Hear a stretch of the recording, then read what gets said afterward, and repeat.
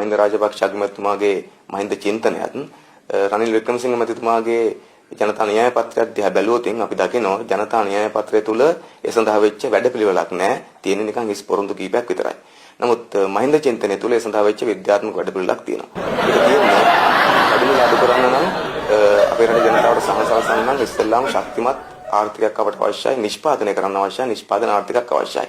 නමුත් වික්‍රමසිංහ මහත්තයාගේ ජනතා න්‍යාය පත්‍රය තුල නිෂ්පාදන ආර්ථිකයක් ගොඩනැගීමට වැඩපිළිවෙලක් නැහැ. ඒ වෙනුවට තියෙන සියල්ල පිටරටින් ගෙනත් දෙන එකක්. කිරිපිටිත් පිටරටින්, හාල්මැස්සොත් පිටරටින්, පරිප්පුත් පිටරටින්. එතකොට පිටරටින් බඩු ගෙනන නම් යාට සිද්ධ වෙනවා මුදල් උපයන්න. ඒ මුදල් උපයන්න සිද්ධ වෙන්නේ ලංකාවේ තියෙන රාජ්‍ය ආයතන, බැංකු වගේ වටිනා දේවල් විකුණා දාලා.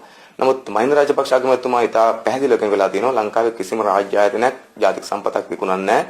ඒ වෙනුවට ඒවා කළමනාකරණය කරලා පාවිච්චි කරලා නිෂ්පාදන ආර්ථිකයක් හදනවා කියලා. ඒ වෙන නිෂ්පාදන ආර්ථිකයක් තුළ තමයි දැන් පාවගේ අතට සරු කරලා බඩු මිල අඩු